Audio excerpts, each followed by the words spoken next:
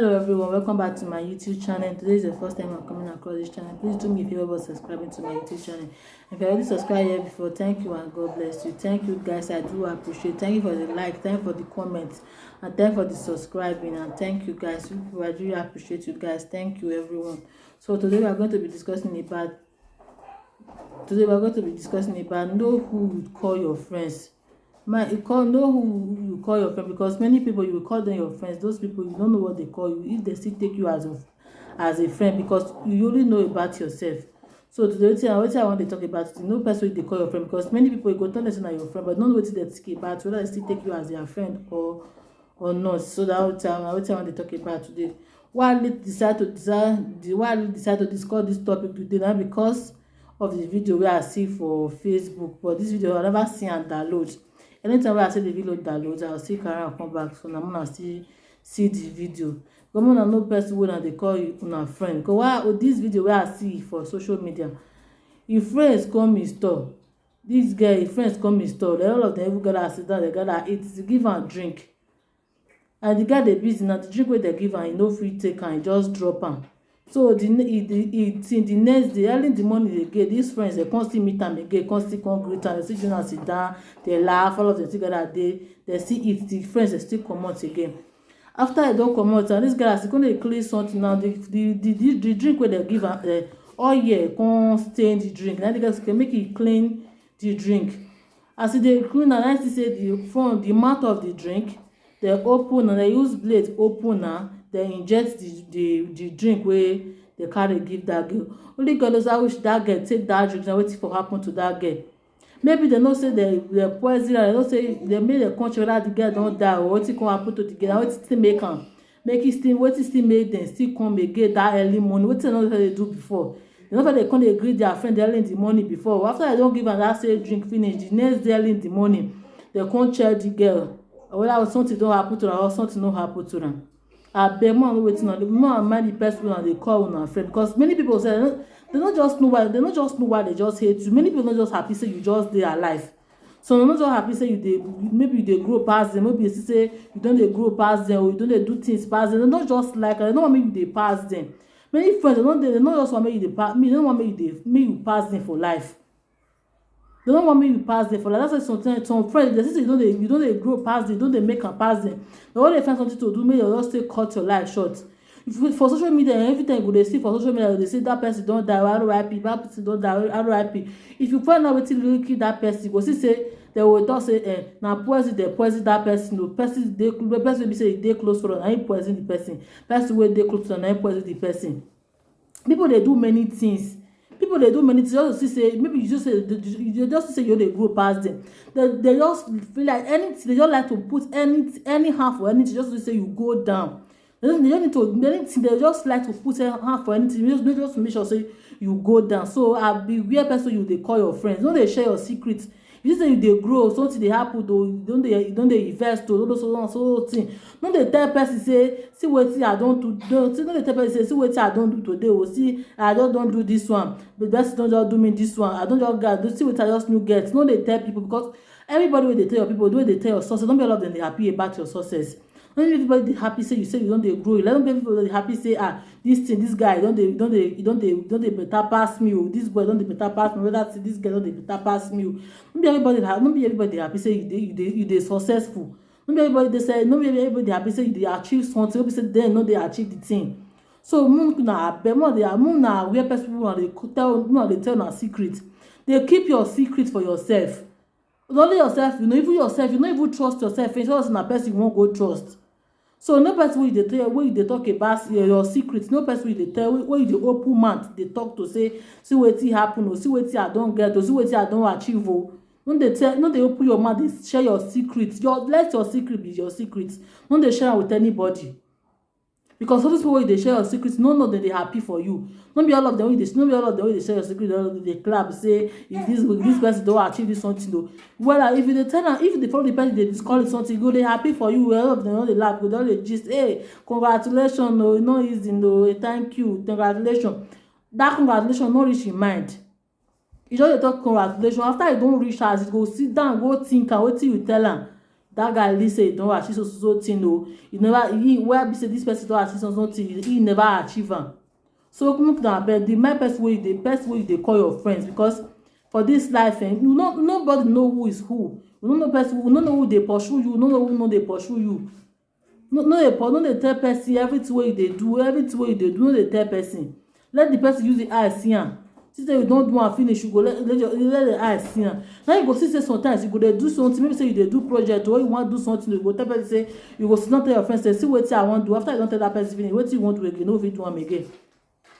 That way you wan do, you no go fit do am again. And that after you wan talk say that thing you wan do am, different things go dey come, so that thing you no go do am again. Different things go dey come for every different corner. That thing wey you say you wan do again, you no go even see money take do that thing again. That thing wey you wan do, they don pull hand for wetin you don tell them. They don pull hand. You no know where they don carry your name take go. You no know wetin they don, where they don carry your name go. So my person wey dey talk to, wey dey share your secret with, na so you go call the person your friend, you go sit down with am say, see wetin I dey do o, see wetin I wan do o.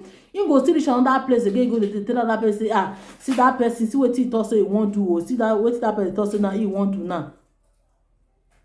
Abeg, una my person una dey talk, una dey share una secret with. This life now, e no balance at all. This life no balance. Person wey you call your friend, you no fit call, na only yourself you know. You fit call am your friend, you no fit for your own side, you no take you as a friend. Abeg, if you take person as your friend, you see say that person no take you as a friend wey you take am, leave the person. Friends no be by force. So beware with person wey you call your friends, because many people sef wey dem no get friends, na dem dey grow pass some people wey dey get friends. You get some people say your friends, you go say na that person na your friend, you go tell am your secret, tell am say, see wetin you wan do o. After you don tell that person finish, even though that person, no be say the person be winch o, even though that person don be winch, but the spirit wey dey follow the person, as you don tell am that something, so you say that thing he never achieve am, but you wan achieve that something, that thing no go come to pass again. Out of 100% say you wan do that something, but the thing go dey go back, e go dey take you go back. You go dey ask yourself say, this thing I wan do this thing o, but you no go know wetin dey happen. You no go know wetin dey happen to you. So abeg, no person una dey call your friends. No person wey dey call your friend, because if you dey take many people as your friend, many of those people they no take you as their friend. People no just dey happy for you for no reason. They no be say you offend them or you no offend them, no get anything wey you do them, but they no just dey happy for you. They no just dey happy to say they just dey see you at all. They no just dey happy. They no wan just even dey see you at all. They no wan just dey see you. Abeg, my person wey you dey call your friend, my people wey you take as your friends, and mind wetin you dey tell people about your life. Let your secret be your secret. Make no dey share your secret with people. They say, see wetin you wan do o, see wetin you no wan do. Let the person use the eye see am say, this thing you don do am finish. Abeg, because no be everybody wey you just see you today say you dey pass, say you always say, you don dey okay o, you don fit dey eat 3 times in a day o, your life don dey better. No be everybody like say make your life better for you. No be everybody like say make your life better for you. And those your friends, when you be say you nothing dey go well for you, they no go complain o, they no go pursue you o. Then when you dey suffer, if you say everything no dey go well for you, nobody go take this and that. But when you just say God wan only do one for you like that time, anytime you say God wan only do one for you, that time you go see am say they don't just see wetin they wan find way to pick offense, say see wetin you don do, see where for dey see where they go pursue you up and down. So see where they find where you go dey pursue you up and down.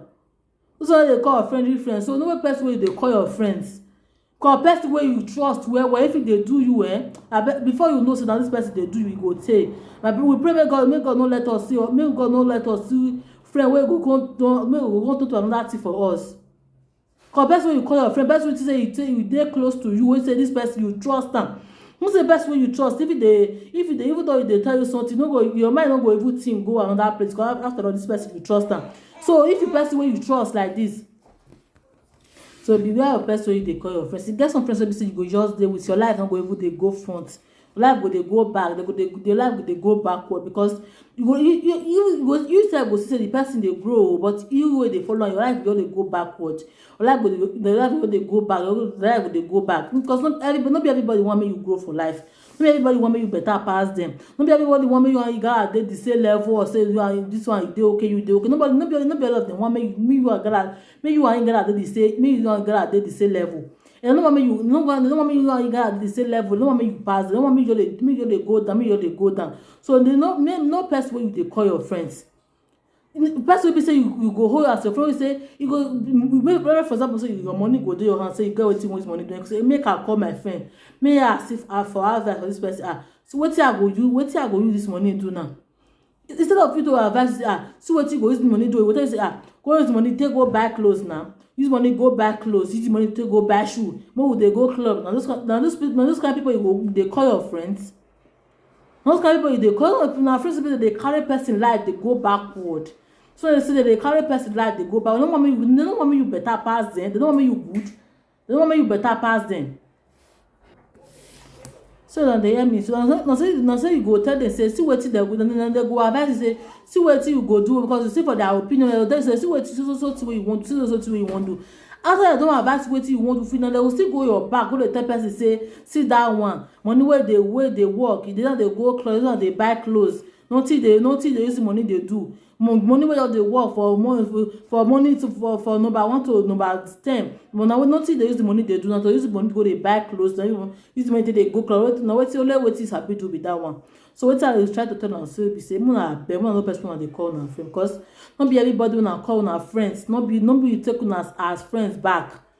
Just my mommy just know say some people just dey say no, they no just happy to see you.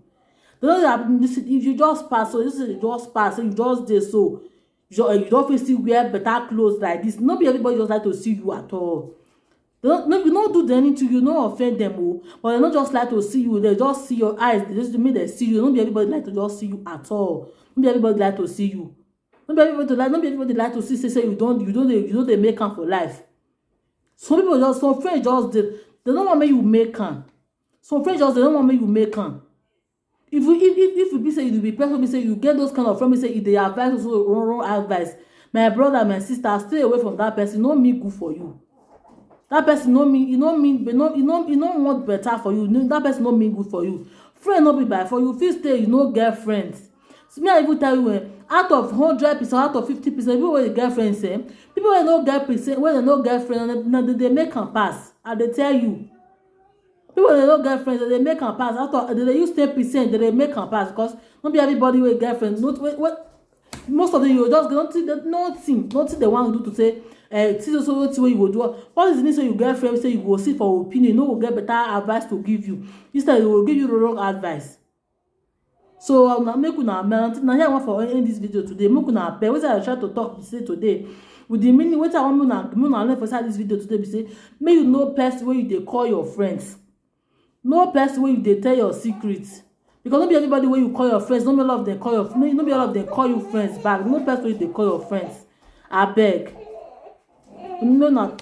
Thank you for watching this video. Please don't forget to subscribe. Don't forget to subscribe to my YouTube channel. Turn on the bell notification so that anytime when I upload new video, I go dey notified. Thank you everybody and God bless you.